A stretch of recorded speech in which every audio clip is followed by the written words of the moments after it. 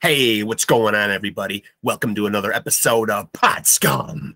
This is the podcast where we dive into the deepest, darkest, murkiest waters with a plethora of legendary guests. I am, of course, your host, your bastard of ceremonies, the #1 scumbag, Rex Ruger. That's Rex with 3 X's, and don't get it twisted. You might also know me as AKA the King of Sleaze, AKA the Hair Metal High Priest, and most importantly, AKA Diamond David Lee Roth Jr. Yup, there he is right there. Take one look, huh? Father and son. Take one look and you can easily tell that I am the son of glam, the front man for the band. Just smoked a few grams, got a million fans. I'm your ice cream man, Mr. Wop Bop Loo Bop Wop Bam Bam Hot Damn. Shazam! Oh, we got a good one tonight. I'm ready to sink my teeth into a killer interview with a real rock star. Coming to you from my new environs, the Lavender Lounge, the Lavish Lavender Lounge. And speaking of lavish, if you're looking at my lavish locks and wondering how you can get them, use the product that I use and spray responsibly, folks. Let me give my coif a look, actually. Dad, what do you think? Yeah, you look good, too. Joined, as always, by my co-host over there. Of course, the one and only Keith Hernandez, working the door, working security, always on guard, always on point, sometimes throws in a little color commentary. We'll see. But I digress, because tonight we got a good one for you. This is, of course, the No Frills podcast. You don't get no frills because you get plenty of thrills, and that's looking at me. Moi. Yes. So let's get ourselves a kick-ass guest in here, because I'm ready to do this. I'm excited about tonight's. Oh, I can feel it. I'm excited. In the wise words of our great American poet, Borat, I am very excited. So we'll get him in here and we'll chop it up, man. And this is a guy that can chop it up that I'm looking very forward to. So let's get down to another episode. Let's come. Hello, hello. Hey, Ken, how are you? What's going on, man? Look at us, a couple of real rock soldiers right here, huh? Yeah, definitely, man. Hey, so I couldn't download this on my MacBook. That's all right. Yeah. Are you on your phone? Yeah. Are you able to turn it sideways? Oh yeah. Oh, that works so much better. Yeah, I know. Yeah, I plenty of people do it on their phones. That's no problem. As you can see, I am, of course, joined by not in the flesh, of course, but are you able to tell that we're father and son? It's undeniable, right? Yeah, right. Hold on a second. Let me. Well, as soon as that DNA testing comes back, Ken, and I can sink my teeth into some of that Van Halen money. Hell yeah. Woo! That's what it's all about, right? Hey, at least Van Halen got to play back in the era where you could make millions of dollars, though, right? I mean, right. Yeah, exactly. Music business is a tough grind nowadays, my friend, huh? Yeah, you got to stay on the road. Oops. What happened? I lost you there for a minute. There you go. There you go. Yeah, you do got to stay on the road. But you, for my audience that doesn't know, Ken Andrews from, and I'm going to say it, and my audience probably knows that I say it quite a bit, but legendary, and I think everyone would agree in the death metal world, legendary band Obituary. I could think nothing less of them. Yeah, for sure, man. They've been around for a while. True legends. Since the beginning, yeah. Since the beginning. True legends.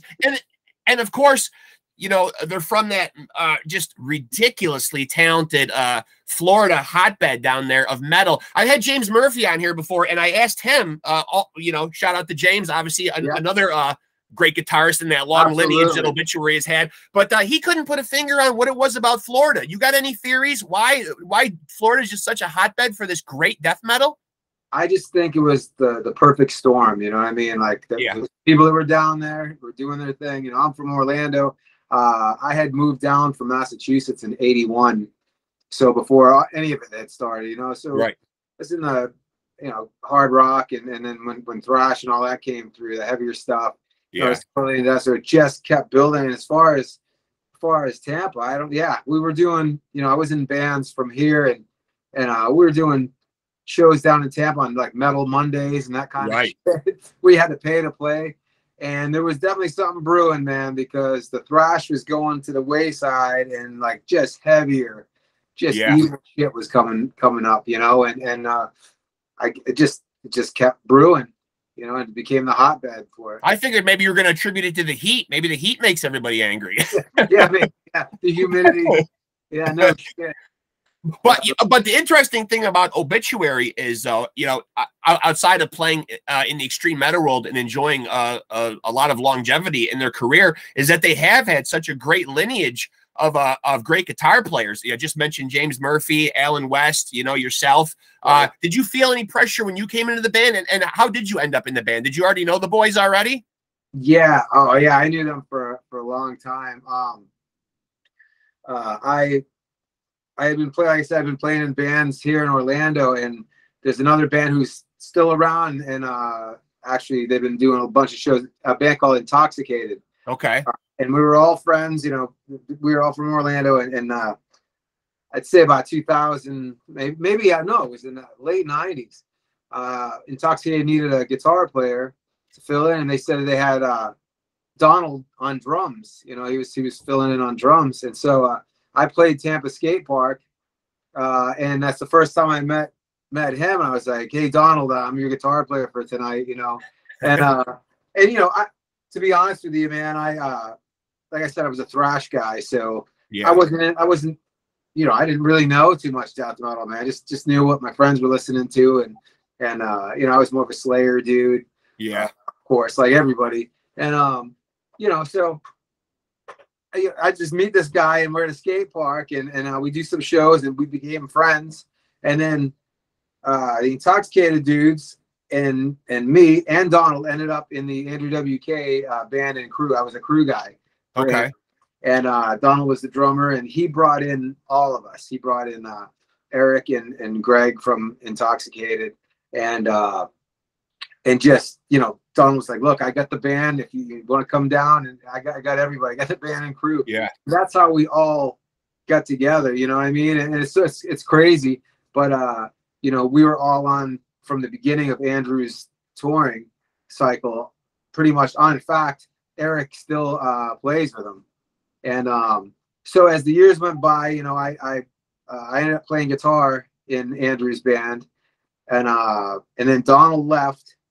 And that's when Obituary started, you know, right. Started up again. And so I had become a guitar tech, not only for Andrew, but after that I went on to a bunch of other bands, you know, from 2004 on, but I still played with Andrew. And so one of the bands I teched for, of course, was Obituary. So I got to tech for them, the original, you know what I mean? With Alan and Frank. And then I got to tech for him with Ralph. You know, oh yeah, I forgot about Ralph Santola. Yeah, absolutely. Rest in peace, the great Ralph Santola. Yeah, absolutely. Talk about a great guitar player. That yeah, bass, you know, and yeah. So I got to see all this, man, and it just remained friends from that time at the skate park. You know, meeting Donald, and just staying, you know, through the Andrew days and all that. You know, and I was tagging for a bunch of bands, and you know, I was happy doing that, which is great. Every now and then I play with Andrew.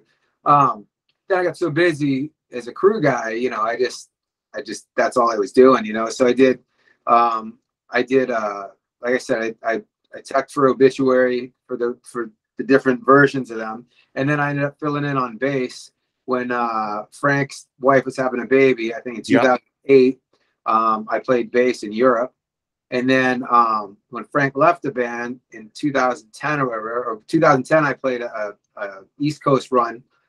Van tour playing bass with them, and you know, I was like, "All right, this is pretty cool, man. You know, hey, you need a bass player, you know, I'll do this." Yeah. Donald was like, "No, not a bad gig." Yeah, no, not at all. Yeah. So I said, "Okay." He goes, "Yeah, if we ever need you, it's gonna be to play guitar, you know." And then when Ralph was gone, they asked me, you know. So that was 2000. Actually, that was maybe 2011 or 12. And I was teching for a Matchbox 20, and I had signed a deal that I was going to tech with them for all of 2013. Mm-hmm. So these guys waited for me. They played shows without a lead guitar player, and then I joined them. You know, I did one the winter of 2012. I had flown from Portugal to from a tour to Germany and met up with them, and that's when we did the classic set like songs from the first 3 records. Oh yeah, yep. And which was cool, man. But it was so much to learn because I was learning on the road. Yeah, while I was teching, and they've got a deep catalog. Oh man, and you know, like I said, like it was really a challenge, especially the Murphy stuff, because the solos are so fantastic. That record is so great, man. Amazing. Yeah. I had the pleasure of telling him when he was on here that he just happens to be, you know, a guy who's played on, you know, 2 of my favorite metal albums, because I'm very partial to Spiritual Healing by Death, and he was on that album as well. So, you know, I'm like, hey, it's no accident here. You seem to wind up on all my favorite albums by these bands, you know? Right. And, one of my favorites is Low, Testament Low. Oh yeah. And he was on that too. Just fantastic playing, man. Yeah, great play. And I'd like to get your opinion, though. You know, speaking of Obituary's back catalog, obviously there's been a real big shift, I want to say, to the sound that we hear now, where I do hear more of a stripped back, more of a thrash approach, as opposed to Slowly We Rot and the aforementioned Cause of Death. You feel like you had any hand in that, or do you think the boys were just kind of leaning towards that sound? Because this is certainly not the guttural, violent, disturbing shit that we heard on Slowly We Rot. It is more groove. I hate to use the word groove because I saw it on your Wikipedia page, and I never want to think of Obituary as a groove band, but there's been more of a groove and a melodic element added to it, certainly, especially on these last 2 albums which you've been on. Yeah. Well, they've let me have freedom to you know, come up with riffs and contribute. So the last album, the self-titled, I wrote 2 songs for that, and it's End It Now and a song called No, but No ended up on a like a flexi disc for Decibel or whatever, and but then it ended up on the second release of it or whatever. So, and then we just, I don't know, for me, being from the outside of because I didn't really know a bunch of Obituary, so it's going to make me sound really beat, but I didn't know that much of their catalog when I joined the band. So here I go. I got to learn 3 records worth of shit. The first, and just from that, man, to me, looking back now, to me, that first record had a lot of thrashy parts in it. You know what I mean? It had a bunch of tempo changes and stuff. That, of course, back in the day, I didn't even give it a chance because I just wasn't listening to that stuff. Right. And then, of course, Cause of Death is great. So for me, it was the Incomplete that started slowed down a little bit more. And then the albums after that actually got more groove oriented and stuff. They did. And so to come back maybe and do some thrashier stuff, it could have been you know, a little bit of both. They wanted it, you know, and they were accepting of what I was throwing down, and nothing's ever really planned with these guys. It's just like, well, what do you got? Well, let's see, and it just comes naturally, which is great. But what's it like working with the brothers, though? Because obviously that dynamic can sometimes, you know, we've seen it in like bands like Oasis or Creedence Clearwater Revival. Sometimes it's really, you know, the Black Crowes, the Van Halen brothers, who actually always did seem to get along relatively good with themselves. It was just lead singers they seem to have a problem with. But how did you find working with John and Donald? I've never had a problem. Those guys, it's funny, man. Getting with those dudes is like, you know, I didn't want to get to be honest with you, I didn't want to be in a band after all these years. You know what I mean? I established myself as a crew guy, and I really love being a crew guy. You get to work with it and all that stuff. So I was telling me, so when it came time to join the band, man, it's like, all right, you know, I don't know what to expect, but they're the most laid back, coolest dudes. And I'm talking not just the Tardis, but the whole band, you know, Trevor and Terry. And so I went into it very comfortable, and like there's never, you know, there's like the brotherly, you know, hey man, stop being a dick, or you're being a dick, but it's never like in a mean way. It's always joking. We always end up laughing at them or each other. Very cool environment, laid back dudes. You know, and from, even though I've been in the South since '81 or whatever, I still have those nervous Nelly tendencies, you know, just to you know, just you know, I get it. You still kick back, man, and sometimes you know, it takes me a bit, and I'm just like, what the hell? Come on, we got to do this. We got to get this shit done. And like, for you, but I don't get it done. I'm just like, damn, man, you know. And they genuinely seem like brothers that really genuinely get along, and you know, the fact that they work together and cohabitate and coexist in a band, it doesn't seem like it's in any way you know, fractured their relationship with each other. Not at all. You know, they've been managed to able to fuse their personal and family relationship with business, which is nice to see, because you know, that can go you know, that can go belly up really quick. Yeah. Yeah, I've never seen, there's never been any big blowouts or anything. Everything's really cool. It's like the best situation you'd want to be in. Yeah. From doubting that you want to be in a band, that when you're in this one, you're just like, this is cool, you know. Well, you know, big shout out to Trevor. He's an original guy too. Trevor's been there since the beginning. Oh yeah. Yeah, for sure. And now, one thing that I find interesting about we mentioned him earlier, and you know, obviously very unfortunate of his passing. But Ralph, you know, and I don't know how well you knew Ralph Santola, but he, you know, for as effortlessly as he played the shit that he played, he never really quite looked like that was what he was meant to play. It was amazing to me. He looked like he should be in, like, I don't want to say a glam band, but he just looked like he should just be in a regular hard rock band. You know what I mean? Yeah, and I think those were those kind of bands was what he actually came up, you know, with. And you could tell he was that dude that sat in his room for hours and just noodled around, you know. A cerebral player. Yeah. By the time I got to meet him, you know, it was in the 2000s, you know, and I'll tell you this, man. His you know, I was driving somewhere. I was in a rental car, and I had satellite radio on, and Deicide, you know, it was their new record, whatever. Deicide was on, and hits them in the solo story. I was like, it sounds like Ralph. And like you said, I would think, you know. Yeah, especially a band like Deicide, so goddamn evil, you know? I mean. Yeah. And son of a bitch, man, the guy said, yeah, it was Ralph Santola. And so, I mean, that's how great I thought Ralph was. I mean, you knew it was him playing. Right. All the old school shit and just mix it in with the new stuff, and just things he would do was incredible. And I always respected his playing. Like, yeah, but he looks like the guy that's going to get tapped to be the next guitarist for Motley Crue. You know, I mean, he's got that physical appearance to him. Yeah, you know I mean? Like, where he didn't look real evil and dark and scary. You know, you see a lot of these people, you know, I mean, like yourself or like a Rob Flynn or Dimebag, big beards, scruffy, scary looking dudes that play metal. And he really looked more like a polished, you know what I mean? Like he'd be like in you know, Van Halen or something, you know? Right, right. Yeah, definitely, man. Definitely a funny character, man. And it's sad that he's gone, you know.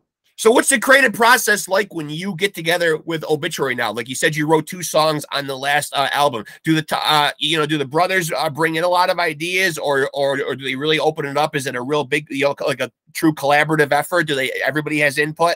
Yeah, well, what it is with me and them is I'll come up with some riffs. And usually it's too many riffs, you know, and because I'm used to the old thrash stuff. It's like that's not a bad problem to have. Yeah, you got 5 riffs before the vocals come in, and then the solo riff. And so you're right. You're right. So what it is, it starts as my riffs and ideas, and it goes through the Obituary filter. So then we got to trim the fat, is what they say, you know, and just get it to not sound exactly like Obituary. Obviously, I'm not going to write like them, but just certain elements, you know what I mean? And we just work it out. And a lot of times I'm doing it from here, from my room. I'll record some ideas, and me and DT will go back and forth, you know, and I might put some drums, like a drum idea that I think, you know, and he'll be like, well, how about I do this? And it's really cool, man. And, you know, instead of driving back and forth to Tampa a million times, you know, I'll go down there, we'll record some riffs and some ideas, but you have so many that come up. I'm driving home, like, oh, I could do this riff. And what am I going to do? Turn around and go back? So I'll say, look, how about this riff, this riff, this riff? And we'll just sift through them. And once we get it together, he'll show his brother, and John will be like, you know, I can sing to that, or that riff's a little weird, you know, so come up with a different version of it, you know. Well, and it also helps to have, you know, the secret weapon there in the pocket there of John Tardy, who can just put vocals over anything and just make it sound, you know, otherworldly. I mean, you know, He's got to be one of the. I mean, there's a lot of great death metal singers, but he's got to be, you know. And you would have thought hearing those early records, especially like Slowly We Rot, that wow, 5 years, this guy's going to have his voice blown the hell out. You know what I mean? How the hell can he do that? You know what I mean? So the fact that he's not only been successful, but seems like he's maintained that instrument. Yeah, well, he knows how to use it. You know what I mean? So, yeah. Yeah, I would have thought the same thing too. I'm like, I heard it for the first time. Like, what the hell? What does he do? Does he have anything that you ever see him do? Like, does he have any kind of special throat care or anything that he does? Or is he just one of those kind of guys that just puts very little effort into the care and is just blessed with that ability just to growl? Well, I'll tell you this, during a tour, he won't talk too much. I mean, he doesn't really talk that much anyway. Yeah. But he's, you know, that's how he preserves his voice, to be able to do it every night. You know, days off, he'll just chill out, watch some games or whatever, you know. But you know, other than that, he doesn't have any special. He doesn't have like cubed ham on stage or potato. Yeah. Gargling with honey or anything like that. You know, I mean, I think, let's see, I'm trying to think, before we go on, he'll drink like coffee. He'll have a cup of coffee or some shit. You know? You got to get kind of wired up probably to do that kind of performance though too. Yeah, I can see that helping. You'll hear him growling while the other bands, the opening bands playing. You'll hear him growling backstage, whatever. But there's no like, you know, real ritual or anything he does. It's pretty amazing. You know? Well, yeah, and you know, you said the word amazing, and I will attach it to you guys in a live setting, because I have yet to experience Obituary live in person. Even though I've been a metal fan, it's always just been bad timing, or too far away, or just, you know, a weekend to work, or, you know, the circumstances just haven't lined up right. But from what I've always seen in videos on YouTube, though, you're one of the, I'm not saying other death metal bands don't do it, but you guys really capture a really, really nice sound for an extreme metal band. Ah, thanks. Yeah, thanks. I mean, Obituary is one of those bands that really delivers live, and that's a tough genre to deliver live in. Yeah, well, we got another secret weapon in Joe Sincata. And who's he? Your sound guy? Yeah. Shout out to Joe. Yeah. Fantastic, man. That dude rules. He's also my life coach, so it's good to have him on with us, man. You know, when you say life coach, what is he, like an elder statesman that just gives you some good little pearls of wisdom? He makes sure I get to the bus at night and get. That's good. Yeah. So, you need guys like that in your life, you know? Yeah. I mean, sometimes we call them, you know, sometimes we need a good wife. You know, I'd be lost without mine. Yeah. I really would. Yeah, no, I hear you. Yeah, Joe is the man. And yeah, I mean, he was out just now with Danzig. Okay.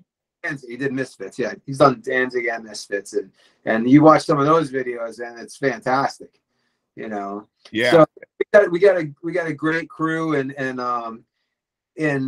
I guess for me it's the best scenario for me, because not only did I not listen to this kind of music before, but I got in one of the legendary bands that was at the forefront. And you know, there's a couple other things, man. Like, you know, it's Obituary with that guitar tone, with Trevor's guitar tone. No question. You know? There's no doubt about it. So you got that, and if you're doubting it, once the vocals come in, you definitely know who it is. Yeah, you know? Absolutely. Yeah. And it's pretty amazing, man. And I don't know, I guess it seems like a weird way of coming backwards, but just knowing them as people first. Yeah. You know, literally, I lived in an apartment complex that Eric from Intoxicated lived at and worked at. And he's like, "Hey, man, you'll never guess who just pulled up in a U-Haul." I was like, "Who?" He's like, "Trevor Perez." I'm like, "Cool, who's that?" He's like, "That's a guitar player from Obituary." So you know, you need to know. Unloading Marshall cabinets and shit. Like, Trevor, how you doing? Or, you know, we got introduced or whatever. But I didn't know like the legend Trevor. You know, I just know. Yeah, right. So meeting all these people, man, and getting in that way, I think I appreciate it a lot more. And I feel like a dickhead for not listening to this stuff back in the day. You know, it's just that. Well, I'm kind of with you. I'm kind of a thrash guy too, and I've had this discussion with other extreme metal musicians on here before, and I'm interested to get your take on it because of how melodic the last two Obituary albums have been. And I don't think that's no accident with you and your thrash roots. You know, I certainly like thrash, and I think when you're young, you know, you're when you're a kid, I remember just me and my friends always trying to find the next fastest thing, the next more brutal thing. How can we scare the shit out of ourselves even more? Who's out there that's even scarier and faster than this? But then as I get older, I realized though that, you know, some of it can actually be, and I guess, you know, real true, you know, metal purists would say this is out of, you know, fucking a completely insane flawed, but I think music can get too heavy sometimes, where it just becomes this, you know, cacophony, just wall of noise, and you lose the sense of melody and groove in there, to use that word again. But that is something that really, you know, keeps you invested in music rather than just hearing like a wall of it. And that's not taking away from these guys that can play really fast and everything is just heavy, but it gets, so somewhere in there the enjoyment gets lost. Well, yeah, and there's so much talent now that you can see on YouTube and everything. There's kids that are doing stuff that, I mean, literally, you know, in the words of Terry Butler, make me want to take my guitar and put it in a wood chipper. It's like, I can't even comprehend it. You know what I mean? It's like, and I had that back in the day, but now with YouTube and stuff, so you got these kids that are playing faster, man. Drummers, holy shit, man. Plastic, friggin', I know. You know, but what's being lost and a lot of it is the actual riff. There's no riff, I agree with you. Yeah, I totally agree. And, you know, a true metalhead would probably say, you know, no, never too heavy for me. You know what I mean? Crank it up and make it faster and more brutal. But, you know, and maybe it's just because I'm listening to music with ears now that are almost 50 years old. So, you know, tastes change, your palette of musical selections. And plus now, obviously, the American public doesn't have much of an attention span anymore. So it's like you've got very little time throughout the course of the day where if you can pull your nose out of your devices and actually enjoy some music, you know?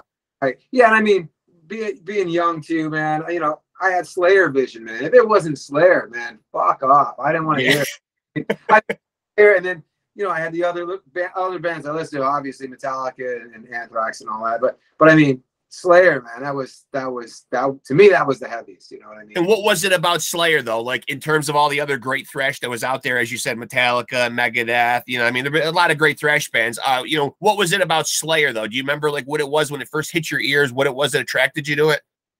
Yeah, it was fucking brutal. I remember I got Rain and Blood, and I went home. I had some Radio Shack headphones, and you know, because somebody had played some of it, and I was like, oh man, this is interesting. This is great. Yeah. Put them headphones on and was listening, man, and everything was brutal from the riffs to me sounded like riffs that you would write, but reverse them. You know what I mean? It sounded like reverse riffs that you like they were thinking. And the drumming, you know, of course, the friggin' first track, Angel of Death, man. It's just when that broke the double bass, that's it, dude. Everything else went to the back of the line. You know what I mean? And it was just brutal. Every song was a fucking beating. You know? I agree. Like a lot of kids don't do. I don't think these days, but you know, when you got into something, like when I got into AC/DC, it was Back in Black. I heard, but I went backwards through the catalog, you know what I mean? Because I was like, I wonder what else, you know? And then I got into all that shit. That's what I did with Slayer. And with everybody pretty much that I got into, because thrash and all that was new to me in '85, you know? That was there only was a couple albums by these guys, you know, by any of them. You know, so what was so great about Slayer, though. I mean, and you know, I don't play an instrument on any proficient level, but obviously, you being a musician, you know, totally different instrument. But you got to respect the fact what Dave Lombardo brought to that band when you're talking about tempo and melody and changes. I mean, that guy, in my mind, I mean, it's like here's metal drummers, and then here's Dave Lombardo. You know, I mean, yeah. I mean, that I think that record changed a lot in all of us. You know what I mean? Because you know, whether people criticize the soloing or whatever, just being so fast and whatever, you go see a band cover a Slayer tune, and when it comes solo time, they just can't get it. You know what I mean? Yeah. I thought you were doing it. No, you're supposed to be.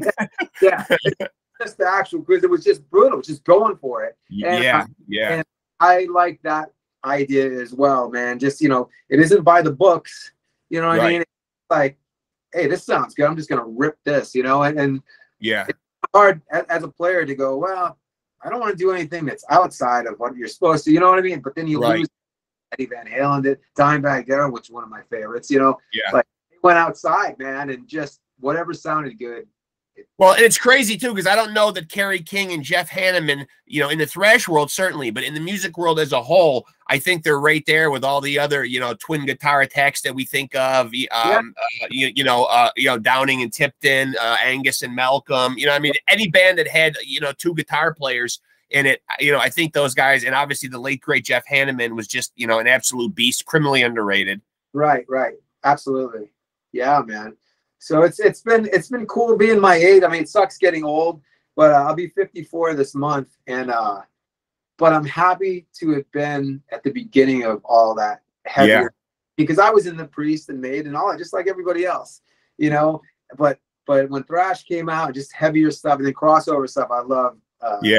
Loved all that. Well, there's always those albums that you have a soft spot for. Like for me, my first introduction to heavy metal was Priest. So there's something about Rob Halford's voice that is just, you know, it just takes me back to that place of discovering it. Like instantly, I'm right back to like, you know, 14 years old in my mind. And, sure. And I can't, you know, it's like that music is just so special to me. You know what I mean? It means something to me, you know? Absolutely. And who's that album for you? That when I put it on brings me right back. Well, yeah. You must have one of those albums, right? Kiss Destroyer. That was my first record that I ever bought as a kid. Actually, I bought Love Gun, but it was warped so bad the needle was like jumping. Keep talking. I'm not leaving. I'm just going to smash my phone to smithereens. Yeah, that's all right. Yeah. So yeah, I went back to the store and I swapped it out for Kiss Destroyer. So anytime I hear, you know, Rock City or it brings me back. I mean, that's what made me want to play, man. You know what I mean? And I love that those albums exist, man, because you know, sometimes it is nice, especially when you get to be our age. It is nice to get transported back. You know what I mean? Because you know, the only way you can really go back in time is with your memories. You know what I mean? And that stuff that takes you back to, you know, a period in time. You know, like I listen to that Priest stuff, and I'm 14, and I'm blown away. You know, and that's the start of the journey of finding the faster, heavier stuff. But it all started right there. You know. For sure, man. And you'll always have that, you know, and that's what made me want to play, man. Those, you know, it's you know, a lot of kids had Star Wars and superheroes, and I had, to me, man, my superheroes were Kiss and Evel Knievel. I don't know if you're dealing with this, or I don't know if you're dealing with this where you are, man, but my landline never rings until I'm on an interview with you. But the big thing that's been going on here now is that, you know, your phone rings and it's all these automated things about, you know, election season, you know. It's an automated thing, you know, like trying to urge you to vote for somebody, and they give you their little 30-second blurb or synopsis of, like, you know, why you should vote for them and all this stuff, and they come in relentlessly. They really do. Yeah, I don't have a landline, but I get texts all the time, you know. Well, the only reason I keep the landline is because we're kind of out in a rural area, and I can't always trust to not drop calls with my cell phone still. You know, that's really the one thing that thankfully the politician stuff really doesn't hit the cell phone a lot, but they had the landline number, and it's just I hate this season. You know, I hate being reminded of politics on a daily basis, just like seeing the phone ring and stuff. You know what I mean? Like, I think people know like what their duty is, and I think they know like when to go vote, and just leave them alone and they'll do it, you know? Right, exactly. Are you a big politics guy, or you don't really give a shit? I hate that in religion. I stay away from both of those things. I don't watch the news that much. I just think it's a better way to, I try to do that too. Just keep the circle small, and really just, you know, I love reaching out and having good conversations on here. And then it's just the kids and the grandkids, you know, it's like the circle seems to get smaller as you get older, you know. Absolutely. You start to realize what people are really there for you, you know. Yeah. I mean, I got two daughters. One moved out, and I got one with me when I'm home off a tour. I spend time with her, and I ride motorcycles, you know. Out with friends or whatever, a couple friends I got, and it's cool, man. And then you know, we're about to leave. We're leaving Monday. Yeah, I'm interested about this thing that you guys are doing that I'm seeing you guys advertising. So you guys are doing some sort of like a live podcast to choose the songs that you're going to play out on the Amon Amarth tour? Yeah, we're letting the fans pick, you know, what they want to hear, because we only got, I think, 40 minutes. You know, play. So of course we're gonna have to play the standards that we normally do. But looking at all the requests that come in, it's those same songs. You know what I mean? And I'm thinking, man, you think that somebody would want something, you know, something different, some deeper cut, you know. But yeah, but it's coming together, man. And yeah, we're gonna rip it, and then we start this Amon Amarth tour, and I think that's 6 weeks, almost 6 weeks. So we're gonna give the fans what they asked for. Obituary, though, is usually, though, you know, they're primarily at this stage in their career, though, usually the headliner. Is this a little bit different role, you know, going on ahead of Amon Amarth? No, or actually, it doesn't even really bother you guys? No, because we do our headliners too. You know, we do our own runs. But what's cool about and my guys have been friends with Amon Amarth for years and years. So I mean, and Carcass, you know, and it's a great package for the fans. Yeah, and so I don't think they anybody really minds, because we're on the road, you know, and to play to big audiences like that, it benefits all of us that are opening for them, you know, because they're bringing in a lot of people, and there could be a lot of people that hadn't even heard. Well, shit, we did that Rob Zombie. I mean, not Rob Zombie. Damn, Black Label tour. What the hell are they saying, Rob Zombie? Yeah. Black Label tour, and nobody's ever seen Zach Wilde and Rob Zombie in the same room, so I mean, you never know. Maybe they're what you're saying. They're one and the same. Right here on PodScum, you're announcing that Zach Wilde. It is weird that you don't ever see that. But slightly different styles, though, I think. Absolutely. But we would probably open for Zombie too. You know, sure. Nobody has any problem with any of that, because these guys are bringing big crowds. And like on the BLS tour, you know, Robin, our merch girl, she was saying that lots of nights, man, people would be like, "Hey, man, how long has this band been around? I never even heard of them." You know what I mean? I've never heard of Obituary? Never heard of Obituary. There's a lot of people, but they were buying merch, and we turn on new fans. So then when we do go on our headliners, there's more people there, you know, and then we're surprised, because you never know who you're going to turn on at these opening events. You're only playing 35, 40 minutes. Yeah. So you don't know, you know, if people are just like, "Oh, I'm going to go get a beer," you know, by the time you get done getting a beer in those lines. Yeah. You know? Well, the one thing I like about the metal world, though, as opposed to like other tour packages, though, and especially now with more of an emphasis playing live and selling merch, I think I don't know how it is in the pop world, because I don't go see a lot of those concerts, but in the metal world, what's nice is that, you know, you are getting really good packages to the point where you can't say, you know, "Oh, I'm just going to blow off the opener." Like the last tour I went to last month was the big, the Bay Area Strikes Back tour. Now, who the hell do you miss on that bill? Death Angel, Exodus, Testament. You know what I mean? You're not getting cheated any way around. But, you know, I've always been one that likes to get there for the opening band anyway, because, you know, you don't just want to write them off, because sometimes I've really been fucking blown away and found some great bands that were openers, you know, like where you think, "Oh, we'll get there late. There's going to be like a half an hour. They're going to have an opener." But sometimes, man, a good opener really can make it tough on that headliner. Sure. Oh yeah, for sure, man. And I think they should. I think that's their job. Yeah. Oh yeah. I would think that any opener is going to put their best shit together. That's going to And that's the spot you want. You want to be the headliner someday. You want that thing reversed around. You know, I mean, you know, so you know, if you can make that headline band say, "Damn, that's going to be tough to fucking follow," you know, those guys really left it out there. You know, now we got to go follow that. You know, right. Yeah, and we try that. Well, we try that every night, whether we're headlining or first of four or whatever. We just try to go out there. I mean, that's a ridiculous package. Who the hell do you miss on that? Obituary, Amon Amarth, and fucking Carcass. I mean, you don't show up late for that show. You know, I mean, Cal Decap too. They're on there too. Cal Decap. I mean, that's an oh my god, that's an insane bill. That's an insane bill. Yeah, you might as well bring something to piss in, because you're not going to want to miss anything. Like I know. That's how I felt at the Bay tour. I'm just like, I don't want to walk away, you know, during any of this. Yeah. You know, I mean, because you know, it's not only that you're at a great concert, you're also really seeing a piece of history, because these bands are like three bands that were there like right from the beginning. You know, that Bay Area scene it's special. You know, it's legendary. For sure. It's a lot like the Tampa scene down there. Now, if you didn't, now since you are a thrash guy, I pose this to you: if you took away the big four that we know it, Metallica, Megadeth, you know, your beloved Slayer, and Anthrax, and you wipe them off the board, who would be the next big four? Who would you put there? Oh, geez, that's a tough one, man.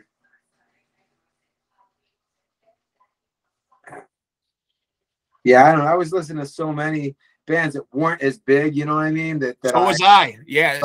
Totally dog, man. Well, I really like well, I mean, it's kind of hard to, if you take those big four off, to not throw in the three that I just mentioned on that tour. You know, Exodus, Death Angel, Testament, Overkill is a great one. You know, out here on the East Coast, we got our East Coast ones. And one that I think it's criminally underrated, and I'm going to give them a shout out now. I've had a couple of them on the show, and they're great guys. And is Flotsam and Jetsam. Yeah, I fucking love Flotsam and Jetsam, and I never understood how they didn't get bigger. I mean, you know, obviously Jason Newsted was there in the very beginning. Yeah. See, I like that Forbidden too. Forbidden. I love Violence. Yeah. There's a lot of great ones. It's very hard to whittle it down. Right, and even like Metal Church. To me, like that first Metal Church record. It was just fucking great, man. You know, and it wasn't as thrashy as the other stuff, but it was badass. You know, and I never thought they got the you know, recognition that they should have, man. But yeah, so many bands and it's just hard. I get those compilation. I know. Just Apple Essentials, the trash essentials. Yeah, just throw it all at me. I know you mentioned that you knew the guys in Obituary prior to, but given the fact that they did have that long list of fantastic guitar players over the years, did you yourself as a player, you know, put any personal pressure on yourself when you were coming into the fold and becoming an actual full-fledged member? Like, did you say like, holy fuck, James Murphy, you know, fucking Ralph, Alan, you know, there's been some guys that have done some big shit here. Oh yeah, I still get nervous. Murphy, you know, and I can never nail it, but I try to play it as true to what he recorded as I can, my own flair or whatever. So total respect to that guy. That, you know, if you were to mention, you know, all right, pick a bunch of thrash dudes and never even listen to it. Right. Say, listen, I know you don't listen to this kind of stuff, man, but do you know any Obituary records? You know, any guy that shred, any guy that plays guitar, plays solo, Cause of Death's going to be the first thing they say. Yeah, I agree with that. Yeah, taking away anything from anybody else, but for that time and to have melodic solos in just frenzied music. Yeah, I mean, you know, you could do whammy bar shit all over the place, but that gets old too. You know, here comes a guy just throws down, just, you know, and I think that changed everything. Yeah. It was cool to see somebody actually play, you know, melodic or some brutal stuff. Well, and he's one of those kind of guys too, who's like, you know, you know that phrase, like, you know, he's your favorite guitar player's favorite guitar player. You know what I mean? Like, he's really, I mean, other players, I think, really respect him. You know, as evidenced by the fact that he does a lot of behind the scenes stuff, masters and produces, you know, a lot of band stuff. And you know, I had the pleasure, like I said, of talking with him a couple weeks ago, and he still does appear on a lot of albums where sometimes, well, if you know his sound, you know, but you know, if he gets offered something interesting, to throw a solo on an album or something, you know, he's working all the time. He's definitely always working, you know what I mean? And even for projects that you might not even expect him to be on sometimes, it's not always just, oh, you only hear James Murphy on a death metal record, you know? Yeah, for sure. So yeah, there was a lot of pressure, man, and the Ralph stuff, forget it. I mean, we haven't played. I don't think we've played any of the songs that he was on, and I don't know if that's, I don't even know why. Well, I think those albums that he was on, they had such a shitty deal. I don't think too many people got them, you know. Yeah. And because if those would have became huge hits, I would have probably had to leave, because that guy plays so, dude, you cannot. I know. His playing is so out of this world, you know what I mean? Know. Yeah. So, and just, yeah, I mean, I know my limits, you know what I mean? And that would be a hard, I'd have to go to school for that. Well, those are seminal albums, I think, in the death metal world, you know what I mean? And you don't just throw that term around, but those are, you know, like you mentioned, guitar players knowing Cause of Death, you know what I mean? Those are albums that literally are what you call game changers, you know? I mean, yeah. You know, I think every other death metal band after Cause of Death probably had to look around and say, wow, Obituary just brought it. You know what I mean? We got to really step our game up here. You know what I mean? Of course, man. Of course. And bringing guys like me that would never listen to that stuff. Oh, like, oh, did you hear that guy just shred on this? And all of a sudden you're hooked. Yeah. Song on that album is fantastic, man. The playing is fantastic, you know. But off stage when you're not playing extreme music, you know, and I know that, you know, very few guys who play the type of music you play, you know, want to hear it round the clock. But if it wasn't death metal or thrash, like what's something people would be surprised or like something that you know, that you would in your downtime that you would listen to that's a departure from what you play? Well, I think people are starting to know because it's on the bus every night after a show. I listen to yacht rock. What is that? Yacht rock, like Christopher Cross, you know, the Pina Colada song. Oh, okay, okay. So you're like it's sort of like easy listening type stuff. Yeah, but on Sirius XM, it's called Yacht Rock. You know, I guess 10 years ago they named it Yacht Rock, and pretty much it was like because I grew up in New England. So it's all those songs that I grew up listening to. Sure. You know, Cape and banging chicks on the beach and stuff. You know, I mean, it's all that kind of mellow shit. That I listen to that a lot. I mean, a lot. In fact, that's the only reason I'm paying for Sirius XM is for the Yacht Rock channel. And then I'll listen to when that playlist keeps repeating, I'll switch over and I'll listen to like Ozzy's Boneyard, which is you know, classic hard rock stuff like that. And then I'll. What is the easy listening one though? I'm not sure if I'm getting it right. What are you saying? Are you saying yacht rock? Yacht, like a boat. Big boat. Yacht. Okay. I understand. Or okay, yeah. So you're just like lounging up on the top deck and you're listening to Rupert Holmes' Pina Colada. Absolutely, man. Yeah. Cross sailing. And that doesn't sound like a bad life. No, I think we all have our guilty little pleasures, you know, certainly. And I think you're more willing as you get older, you know, to fess up to those, so to speak. Because when I was young, you didn't want to be labeled, you know, the dreaded poser. So you better be in full metal mode all the time. Because if anybody found out you were listening to yacht rock back in the day, you know what I mean? And you were repping, you know, heavy metal shirts and back patches, you know, you'd be crucified for that shit. They took that shit seriously back in the day. I'll tell you what, man, I got torn apart for liking that first Skid Row record, which I fucking great. What a fag!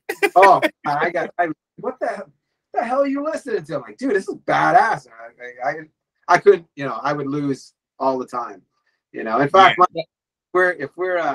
my guys love to mess with me. If we just land and we get in an airport cab or something, shuttle, and there's something on the radio, you know. There, some kind of 80s hair band or whatever. I always get caught up in it. Somebody go, man, who the hell is that? I'm like, Poison. Every rose has its thorn. They're like, confirmed. You know what I mean? I'm like, every time. So you're looked at like the guy that's like the encyclopedia of this kind of stuff, then, right? Like, like you don't know, nobody knows. Yeah, right? like Terry's the encyclopedia of all the cool metal and cool little tidbits and facts about the coolest bands, and I seem to know like facts about Winger and Prod. You know, it's because I watched a lot of MTV and you know, I don't know. I like it. Well, for a long time, I didn't get the Rupert Holmes Pina Colada song and what the message was, and I had to have my wife, God bless her, explain it to me. I wasn't so sure that, you know, I finally understand it now that he was putting out the ad, and the girl that responded to it was the girl he was already with, which is kind of nice. I mean, they just didn't really know that they knew each other. But you brought up Winger, and I'm always disturbed by the "She's Only 17" song, because to me that just sounds like a pedophile anthem right there. She's only 17. Old enough for me? I don't know. I mean, Kip is really towing the line on that one, man. Well, how about 15, 16? Huh? 15 by Kiss. Yep, there's that one. And then there was a guy who played here in Central New York that was, because I'm in upstate New York, he played around here, named Benny Mardonis. And he had a song called "She Was 16 Years Old. Leave her alone." Yeah. They said. They're even telling him to leave her alone. No. So that'll come on my Yacht Rock station. I bet it will. Oh man, my 15-year-old daughter, when she heard it, she's probably 13 when she heard it. She was listening to it. She's like, "This guy's a creep." It's like perfect.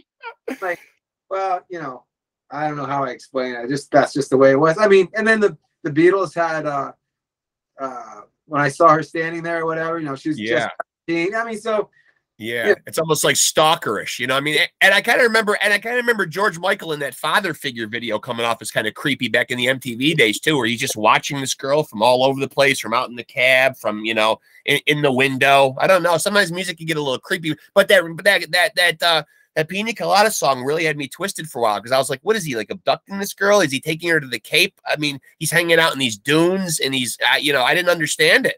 Yeah, well, you know, I as a kid, I probably didn't understand what was going on, but after being married once, I totally get it. And you figure out a lot, yeah. So what's it like when you? What's it like touring now, though, being in your 50s? Has it changed?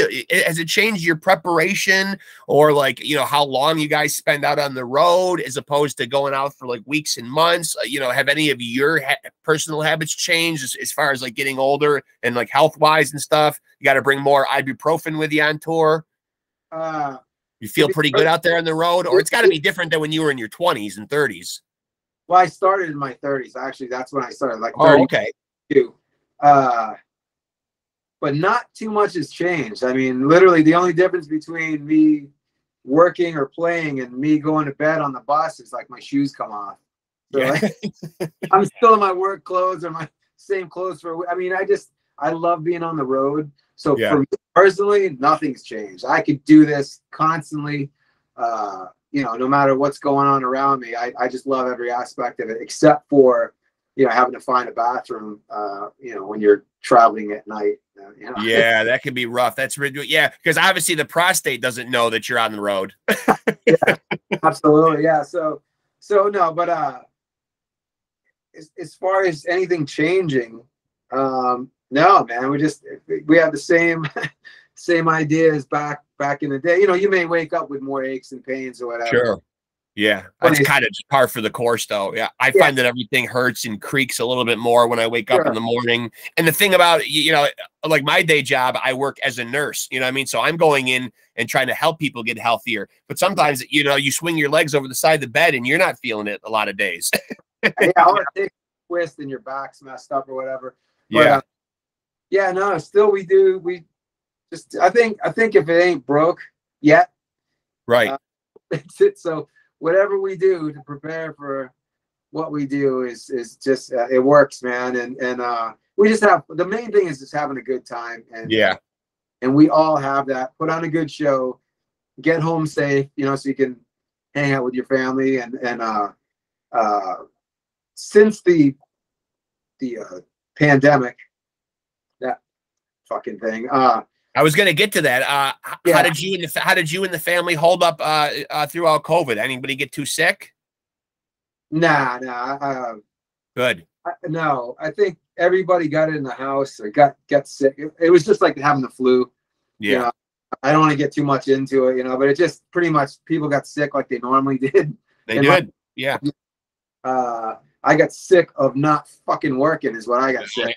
I hear that. I know. And so it drove us to tour even more when we got back on. So, I mean, it's pretty good, man. Our tour schedule is pretty damn good, man. It's been last year. And, you know, also being a guitar tech, you know, I recently I worked for that band Sister Hazel. I don't know if you heard. Oh, I remember them from the 90s. They were huge. Yeah. And, you know, they helped me get out of the rut, man, from all that shit. So I've been working with them for the last 2 years. And, you know, it started out as like driving kind of types where people would drive their cars into a parking lot. Yeah. And Hazel would play. And then we started doing some weekend things, some more stuff, you know, so it just, you know, connected the dots. Well, now this post-pandemic is just so weird because now the minute you cough or you sniffle, it instantly, it can't be anything else but COVID, you know, like Jesus, you can't have an actual cold or just any kind of other virus anymore, you know what I mean? And it sent everybody into a tailspin of just, you know, like just irrationality. Yeah. Everybody's a little crazy, a little cuckoo from it all. But, you know, we're just happy that there are shows again. I mean, we're the first to get cut and the last to come back. Yeah. You know? So we're just really appreciative for the fans because everybody's got their thoughts on it. Mask, no mask, whether it's real or fake.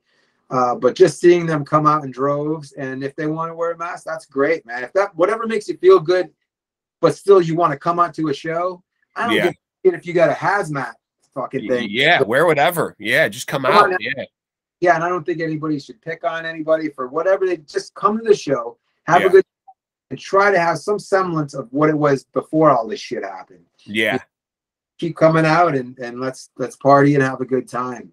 You know, as a guy in the music business, what's your opinion on you know, obviously technology's done a lot of great things. People can make albums, you know, people can rehearse, you know, like via meetings like this or whatever. But ultimately, what do you think that, you know, it's done, you know, to the business overall? Because obviously it's changed album sales immensely. Yeah, I think that's the big thing. You know, being in a type of music that doesn't sell shitloads, like, you know, the pop bands or whatever. Yeah. So you're already at a disadvantage, you know what I mean? Right. So, you're not John Bon Jovi. Yeah, right. So then, you know, but I mean, what are you going to do? You can't fight it. You know, you can't fight against it. It's just progress, you know what I mean? And you know, to be honest with you, it's worked in my favor where I can record on the road.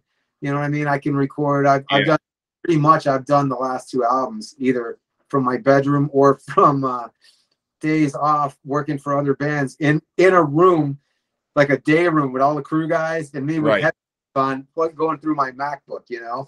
And so in that aspect, holy shit, man! If this was, you know, 1970, we'd be shipping tapes over, you know, and you know. I know the problem would be. I know the problem would be you'd have too much material. Yeah. Studio time, you know. We have our own studio that we record everything at and stuff. Yeah, so, that's nice. And that cuts the cost out. Because I remember being a kid, man, saving up. You know, it was like $30 an hour for studio time, and each of us $30. You know, get 4 or 5 hours of time. And you know, okay, it's solo time. That red light would come on, and just like, oh shit, and you would just whatever. I got to get this right the first time. I know. You're putting a lot of pressure on yourself. I know. Which entail makes you appreciate all of those bands. Yeah. For all this technology. All of those bands had their shit together, man. Some of the greatest recordings, man. You hear the stories. Oh, that was one take. It's like, damn, man. You know what I mean? It's like, it's pretty, down, man. So mad respect to all of us, no matter what type of music, man. And you know, they had some, you know, they were creating the gear, but it was some shit stuff they had to go through. You know what I mean? And now you guys are going to be doing these concerts though, where the fans pick the set. You guys are going to be doing that right from the Obituary studio. Yeah. You know, we had done a couple last year or the year before. Was it last year? And we had gone to ESI Studios down in Tampa, and it was full production, and had a blast. I mean, we did the first 2 records. That's what we have on sale now. That we got the DVDs and vinyl versions of those 2 live streams, and then the 3rd one we did from the studio, and it seemed like the fans loved that just because we were, you know, in flip-flops and and just fucking off. And I don't know, maybe it brings a more personal thing, you know, and just people like to see what you do beside being on stage. They're going to see you on stage at the show, you know, right? They like to see you drinking beers while you're playing. And that's one thing that I think connects the fans the most. I mean, you know, the metal community, when you go to metal shows, you know what I mean? You know, like I've flown to some, you know, just drove out to some all by myself or whatever, you know what I mean? And, you know, my son is giving me flack, like, isn't that kind of lame going to a show yourself? Yeah, but I'm like, you know what? I'm not going to not have, like my wife's not really into extreme metal. So if I'm not going to miss the chance to see somebody that I like just because I don't have company for the night. You know what I mean? I'm going to go to something if it's within reason, because I find the metal community, someone will comment on your shirt or something, and then all of a sudden you're in a conversation with people. The metal community is very generous and giving, and there's kind of like a communal spirit there, you know? Yeah, and it always has been that way ever since I was a kid, man. You know, I was always kind of on my own, as far as like I couldn't get in any clips. I wasn't a jock. Yeah. I mean, you know, you had the different groups or whatever, and it's like, damn, man. But the rockers, always like, it don't matter what you look like. They'll welcome you with open arms. Yeah. Every way, you know. Yeah. No, it didn't matter if you had a peg leg or whatever. Yeah.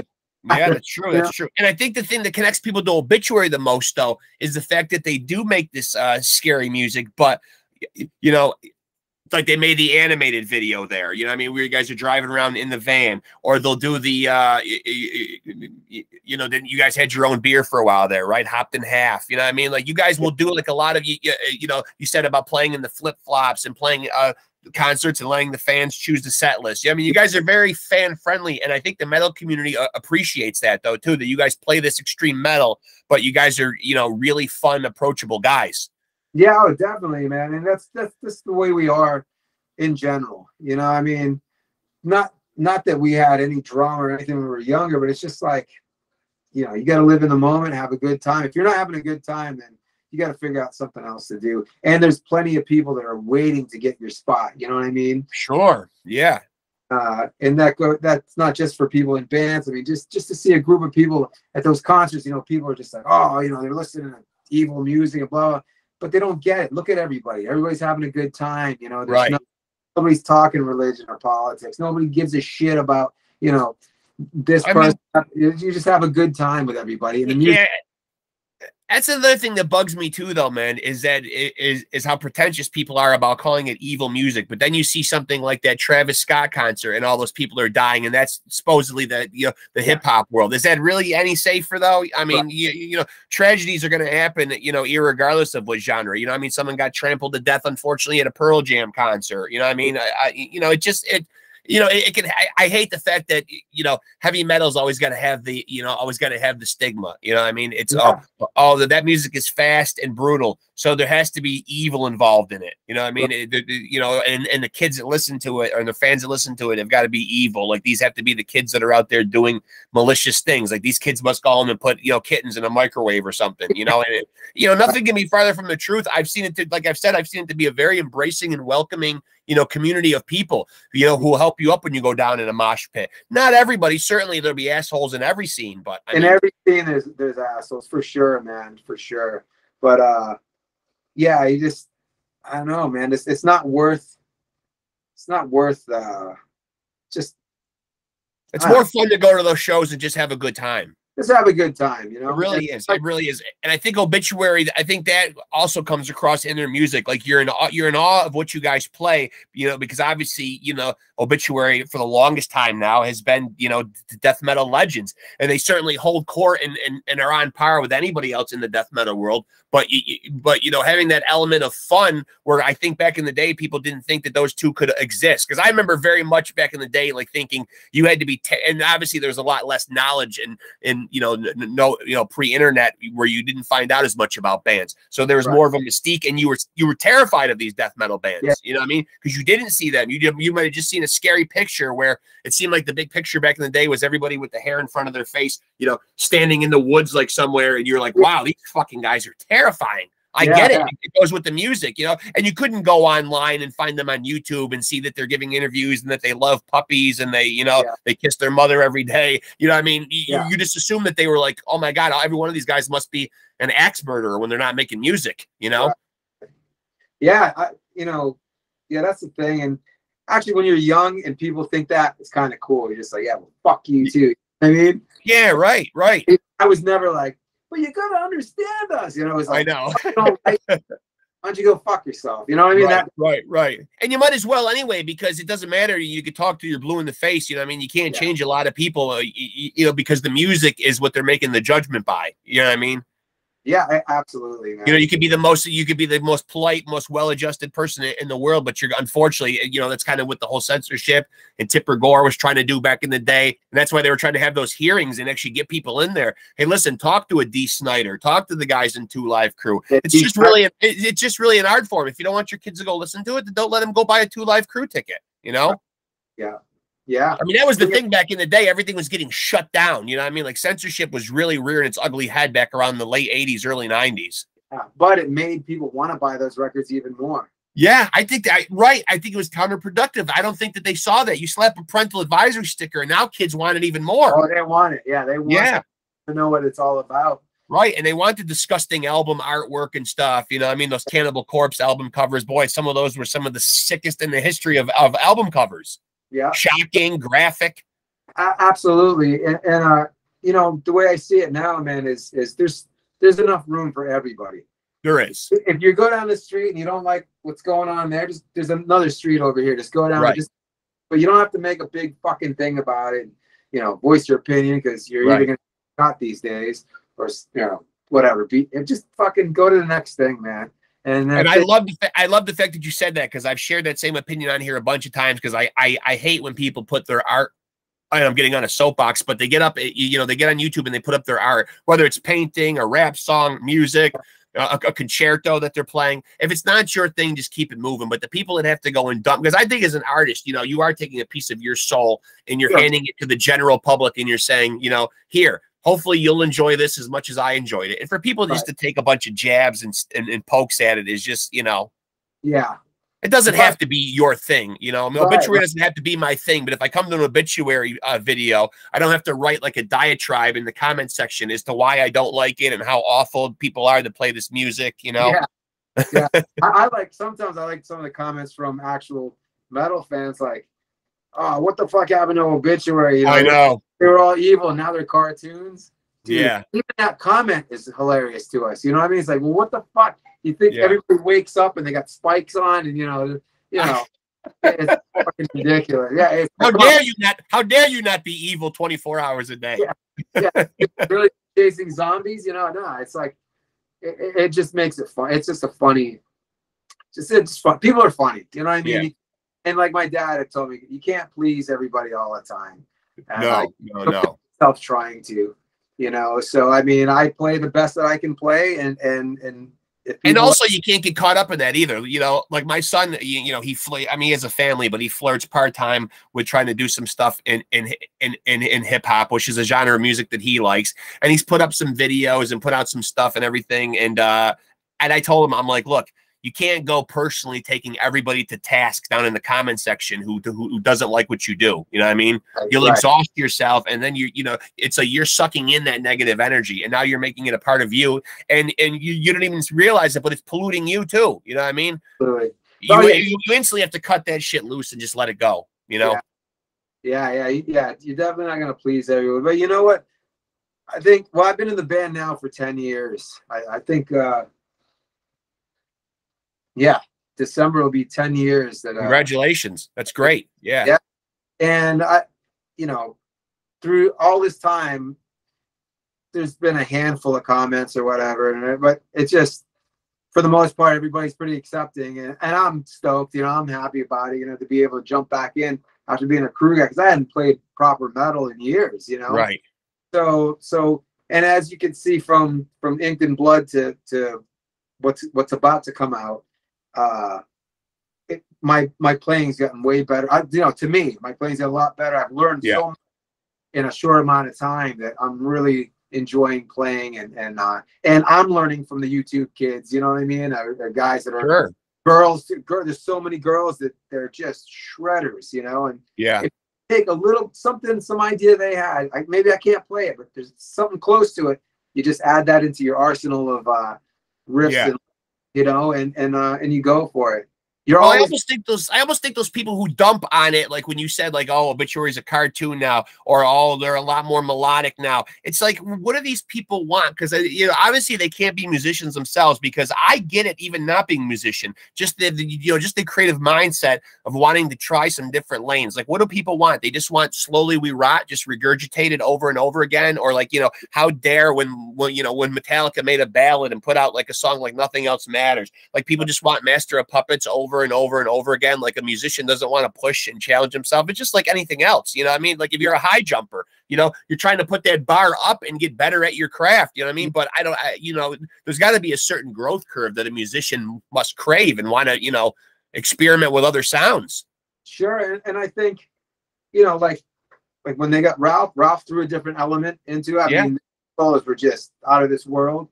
And you know, just, we can't be the person that was before us, you know, and we got our own ways of thinking about riffs and all that. So to have a band that's accepting of that, instead, you know, they could have just said, listen, Ken, we're, you know, obituary is obituary. We got our riffs. We got our way of doing things. Just throw some solos on it, you know, whatever. I would have been fine with that too. But, you know, watching and just you soak it up a little bit. You soak up the riffs, you know, and you're just like, well, hey, how about this? And you know, hey, they're asking me, hey, you got anything? You know, and it's just the best. It's cool being my age and still being creative. You know, I mean, it'd be creative to put solos on whatever rhythms they had, but to be able to actually be part of the creation of the riffs and a couple songs to me and let them, and they're actually backing it and putting it out. That's them putting themselves out on the limb, not me. I mean, right. You know, I'm just happy to have a song on a record. But right. Well, I think the one band that really helped heavy metal, and in more ways than one, you know, especially throughout the '90s when, you know, that whole grunge scene exploded, and then it kind of went into, you know, country, you know, alternative country, and hip hop started to have their moment. But I think what was really flying the flag for metal was the aforementioned Pantera. And I think people could really see, like, wow, music can be heavy, but still have that groove. Because obviously that, you know, that label was shoved down Pantera's throat a lot too. Oh, this is groove metal. This is groove laden metal. You know what I mean? Yeah. But it could still be heavy as hell. Those Pantera albums were undeniably heavy. They carried me through the '90s. You know? Yeah. That whole, I mean, I don't listen to them as much because I pretty much wore out the CDs that I had and when I was young, when that shit came out, and it was a perfect mix of aggressive and just real like riffs that just made you want to destroy shit, you know. They were really a perfect fusion of just where I like my music to be from a heavy standpoint. I'll listen to heavier, but if I could say, you know, program the perfect band and what they would sound like, you know, where the lyrics are still discernible, you can decipher what's being said, but the music is heavy enough with enough of a groove. Now, what do you think about the big, by the time I get your episode up, this will still be very topical because it looks like this is going to be carrying well in the next year and hopefully beyond. Because I'm certainly for it. But what do you think about Pantera, the big, you know, the big reunion? Do you like it, and do you like the guys that they got to do it? I like the whole tribute idea a lot, and what I do dig is that the guys that are doing it were like best of friends with those guys. You know what I mean? Who else would you want to do that? You know what I mean? If anybody's gonna bring it, those two guys are gonna bring it. Sure. And you know, there's a lot of people who are just like, you should have been left alone or whatever. You know, Phil and Rex have every right to play these songs. And I think Phil plays a lot of the songs with the league. So yeah, they have every right to play it. And if this is what they want to do, I mean, if it comes around, I can go see it. I'm gonna go see it. Oh yeah, agreed. And the one thing that pisses me off, getting back to YouTube comments though, is the people. But this one always gets me, that they're doing it as a cash grab. Like, how dare musicians make money nowadays, right? Like, what did you know? This is their job. Yeah. And to me, it's not. I didn't even think that as a cash grab. I've seen it in the comment sections a lot. Yeah. Oh, this is just a cash grab for Phil and Rex cashing in on the Pantera name and. Yeah, I mean, this would be the worst time for them to try for a cash grab. They should have tried this years ago with the original. Then it would have been a great cash grab because everybody see the originals and all that. But I think what's cool is because there's so many young kids. My daughter listens to Pantera. You know, when she knows when it comes on, yeah, this is great. So those kids never got to see it live. Right. They get to see a semblance. It's going to start a whole new fan base. You know what I mean? Groundswell for Pantera. Yeah, absolutely. And you know, records will sell again and all that shit. It's just, you got to keep the fresh blood. You know what I mean? You got to keep it. And those cartoons for us, we got kids, 8-year-old kids, 5-year-old kids that their dads are like, they love the cartoons. They just watch them all the time. You know what I mean?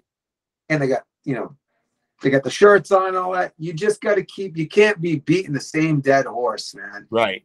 You want to do things that help your approval rating, so to speak, not to use a political term or whatever, man. But I mean, ingratiating yourself with the fans is kind of what it's all about. I think, unfortunately, a lot of entertainers, you know, they miss that aspect of it, you know? Yeah, absolutely, man. And it's got to feel natural and can't be contrived. And, you know, because people are going to know. They're going to see that right off the bat. No question. Yeah. It's bullshit. It's not even trying, you know, fucking, you know, then it's going to be bad.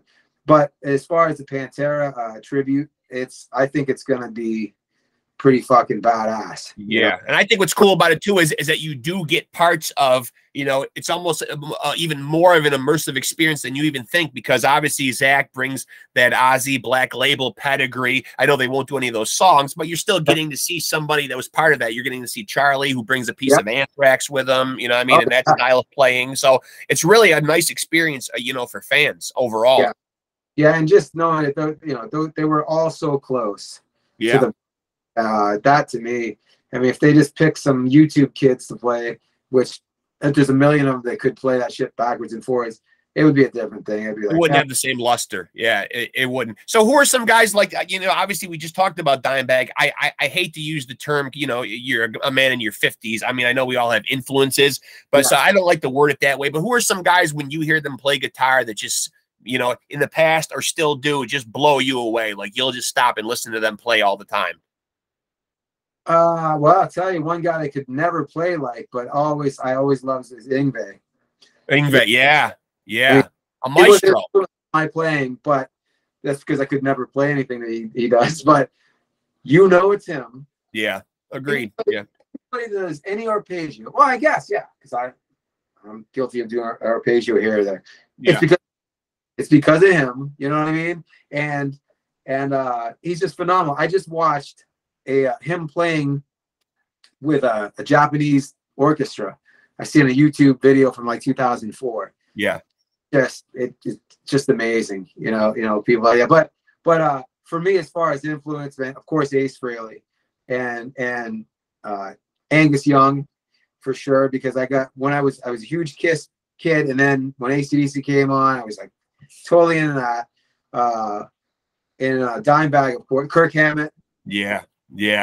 I'm actually reading Brian Johnson just put his new book out, and he narrates the audiobook. So just listening to him talk is just a treasure. It really is.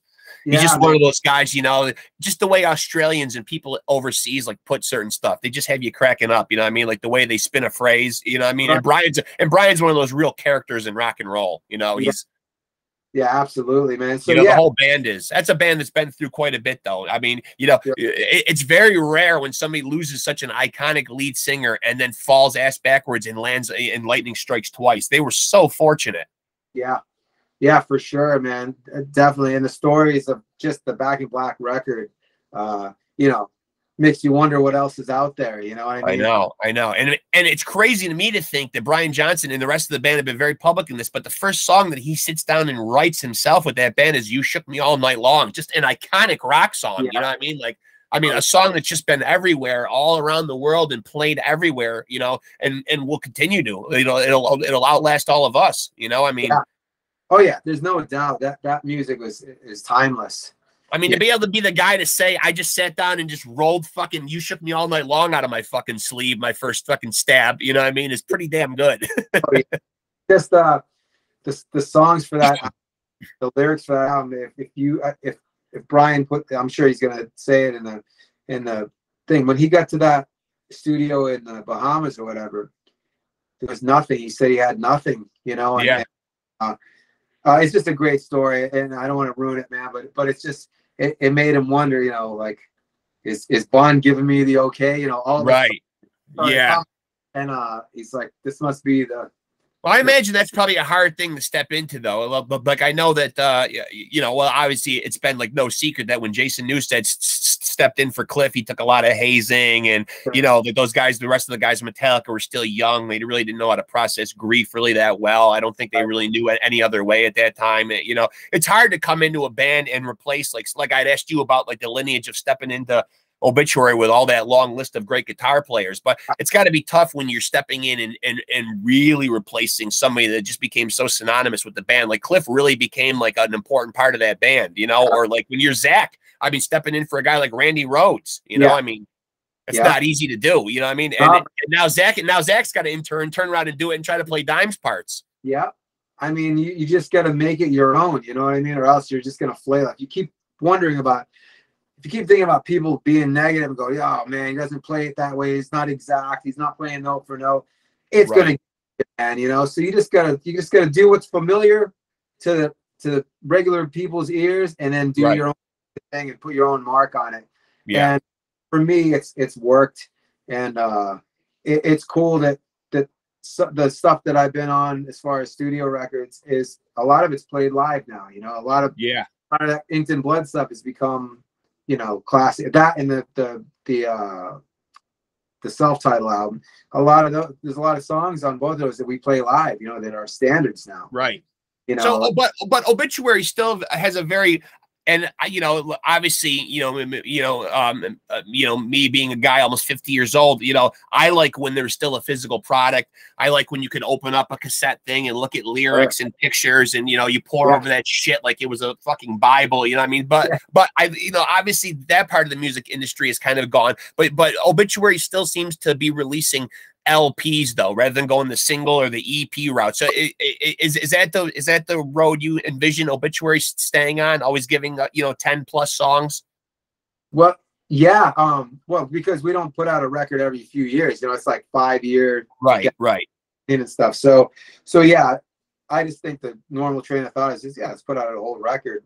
Yeah, but because of being down for the pandemic and doing these live streams, we've really been able to spark interest again in the first 2 records, because we did those live streams, and I'm telling you, it's not note for note, but it's pretty damn close, you know, and we had a great time doing those.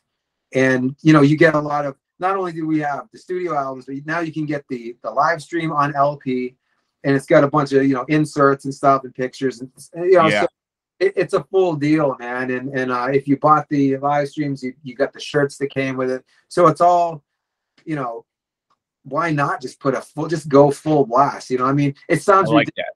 The last 5 years, we put out 3 live albums. You know what I mean? I know. It's supposed to be like that, but with having to work from home, it just became that. And once the live streams were done, we listened back, and it was just like, holy shit, we got to put these out. You know? Yeah. It's almost criminal to not put out live Obituary, and I don't want to impugn the work of other extreme metal artists and say that they, you know, that they sound bad, because there are a lot of ones out there that really capture their sound very well in a live setting. But Obituary, for the type of music that they play, I mean, just I'm blown away by the clips. You know, I hope the stars align and I get to actually come see you guys live at some point. You know, it's always either one of those things where, like, you know, being an old fart, I don't want to go 2 or 3 hours, you know what I mean? Like in a car. Yeah. My own laziness, really. Are you out in the sticks? I'm in upstate New York. Yeah, the closest thing I'm to is Syracuse. You guys have hit Rochester and Buffalo, New York a couple times, but that's really pushing it out to a long trip. You know, I mean, I've had a couple of back surgeries, you know, so a long time in a car really sucks sometimes, you know, and then it makes the whole experience for the night kind of, you know, it's kind of jilted, because, you know, I'm just, you know, it throws you off your game to go somewhere like really, really long. I got to get you guys to come and play my backyard. Yeah. Or just, dude, I'm telling you, man, you get those 2 live streams on DVD. I will. Oh, I plan on that. Yeah. Put them on your big screen, crank them through the stereo, and I absolutely plan on doing that. Now, before we, you know, before we end our little chin wag here, how can people go and check that out? They just go right to the Obituary site. Yeah, obituary.cc. Okay. And just go to the Facebook site, Obituary Band. Okay. Yeah, it's all over social. And there is some kind of a deal, right? Because you guys are going to be doing 2 of them back to back, right? So you can either buy one or both. Yeah, I think both for a different price. You can get hurt and all that stuff. Yeah, I being up here, you know, I'm like an hour and a half away from them and stuff. I'm getting my gear ready for. I work also at a guitar shop. I help my buddy out at a guitar shop. So I'm not part of the planning of all that stuff, you know, and I know that when I open Facebook, it's like right there, you know, in your face. So Obituary, it'll send you to the I think it's obituarylive.com. Yeah. But if you get on Facebook, it's all the information's there, man, you know. And I know you guys have done these before. I think during the pandemic. Is there any kind of like any kind of like a bundle when you purchase the stuff? Like, I know you've given away like merch with the stuff before. Yeah, there's a shirt that comes with like one of the bundles. Okay.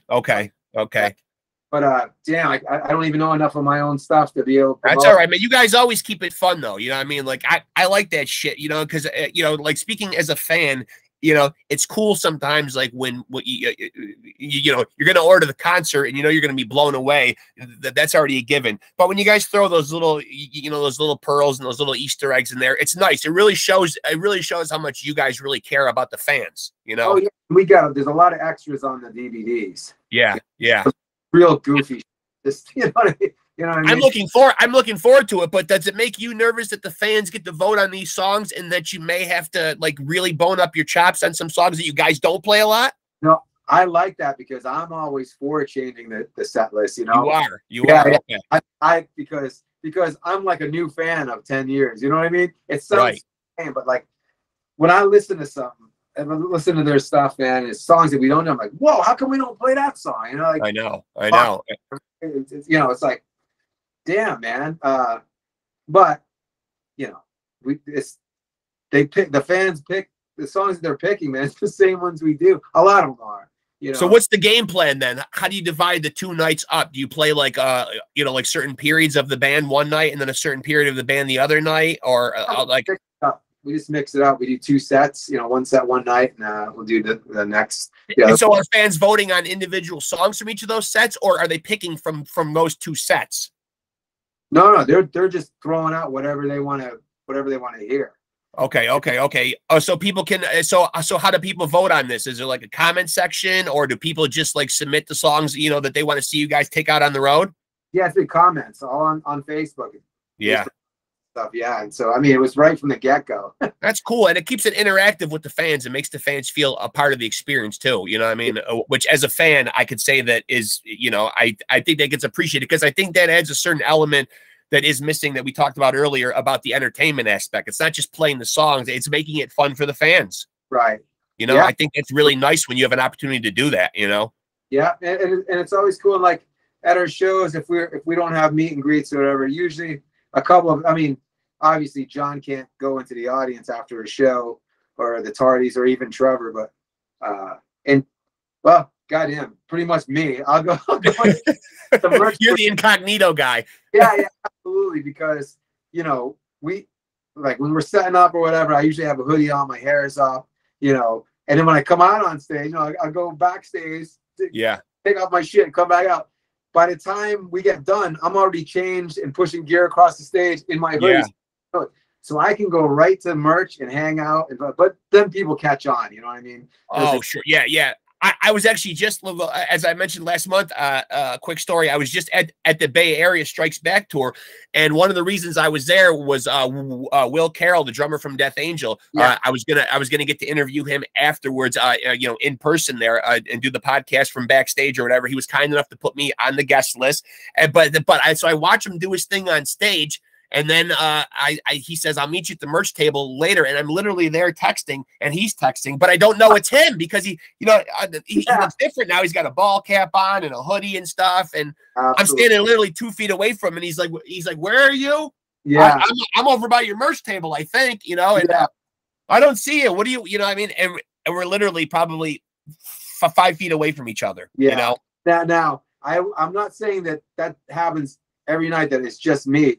Sometimes the guys will they're like, you know, let's go out there, you know, let's go to merch. And like, if John shows up, it's like mayhem. Yeah, I can imagine. Great though, because I like that. I mean, it's like, I understand you can't do it every night, you know, but when you do, it's very special. I think it's. I see it in the fans' eyes, and it's, you know, I've been a fan for 30 years, where, you know, it's just, that guy right now is almost having a heart attack. I know. And so it's cool, and like you said, it brings you closer to the fans, because the only difference, we're up there, you know, we're on stage, right, sure, otherwise, we're in the audience watching our favorite bands too, you know. Right, yeah, you're fans at the end of the day. I've got myself convinced with another brutal upstate New York winter, you know, the impending doom of winter coming, that I've convinced myself, and I've seen a couple online, that I need an Obituary, a winter hat of some kind. So that's where my mindset is. So that, you know, that's going to be my next shopping thing here off the internet. Right on, man. That looks badass. You know what I mean? Obituary is just one of those, you know, it's really genius branding, you know, because it makes you think of death without really thinking about death. It's a genius, really, like, you know, superfluous kind of term. You know what I mean? Like, it's, I mean, you know, it's not easy to, it's not easy to name a band these days. I mean, you know, not to mention get a fucking really good one like that. Yeah. You know, I mean, absolutely.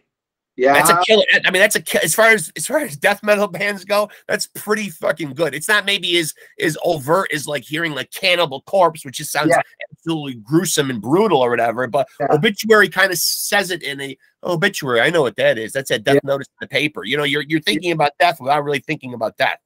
Final, yeah, it's the final thing. That's your last stuff. It's the final, it's the final epitaph, so to speak. Listen, man, I could do this with you all night, man. It's just been great chopping it up with you. I appreciate you being so generous with your time, man. Oh yeah, thanks for even reaching out to me, man. I don't do too many interviews, you know. Yeah, no, man, but this was super fun, and I'll try to stay in touch, and we'll do it again sometime. Absolutely, I would love that. Yeah. All right. Well, I appreciate it so much, Ken. Thank you so much. Good luck with the concerts this weekend. I'll be tuning in. I'll be voting, man. I can't wait. Right on, man. All right, brother. Take it easy, man. Talk to you later, man. All right, talk to you later. Bye. All right, later. Well, there you have it, folks. That's a living legend and a living legendary band. I think that makes sense. Yeah, Obituary. Obituary. Enough said. Obituary. That is all that needs to be said, and death metal fans should just bow down. And that guy's a part of it right there. That is the legendary Ken Andrews, the guitar player for, you know, just probably the greatest death metal band of all time out of Tampa, Florida.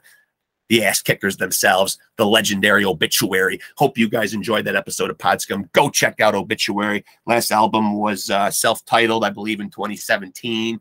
He played on...